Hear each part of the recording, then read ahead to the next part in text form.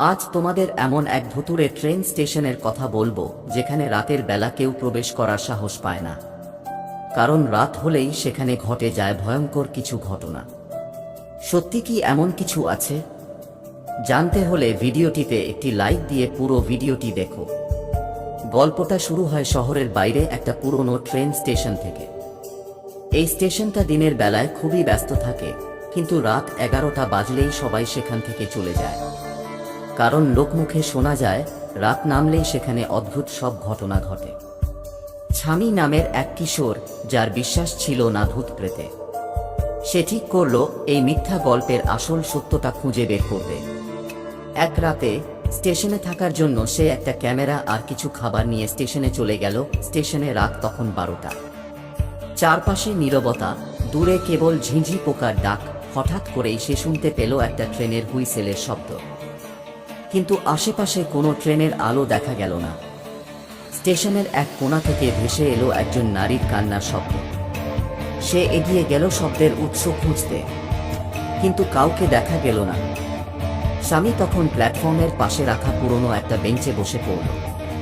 তার মনে হচ্ছিল কেউ যেন তার পেছনে দাঁড়িয়ে আছে। হঠাৎ করেই তার সামনে দিয়ে একটা ছায়ামূর্তি হেঁটে গেল। ক্যামেরায় ধরা পড়ল সেই ছায়া। স্বামী দৌড়ে প্ল্যাটফর্মের শেষ মাথায় গেল, কিন্তু কিছুই দেখতে পেল না। স্বামী তখন সাহস করে স্টেশনের ভেতরের পুরনো ঘরে ঢুকে গেল। সেখানে একটা পুরনো ট্রেনের সময়সূচি ঝুলেছিল, কিন্তু সেটায় লেখা তারিখ ছিল 1947 সালের। স্বামী ভাবল এটা কিভাবে সম্ভব। ঠিক তখনই তার চারপাশে বাতাস ভারী হয়ে গেল। একটা ট্রেনের ইঞ্জিনের শব্দ শোনা গেল। স্বামী দ্রুত বাইরে বেরিয়ে এলো।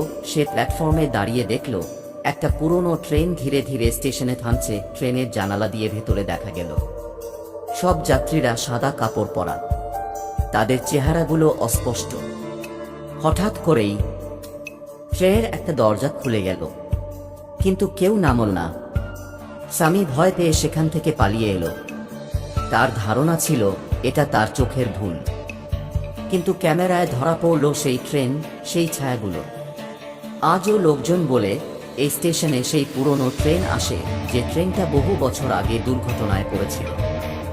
আর সেই ট্রেনের যাত্রীরা আজও রাতের বেলায় স্টেশনে ফিরে আসে।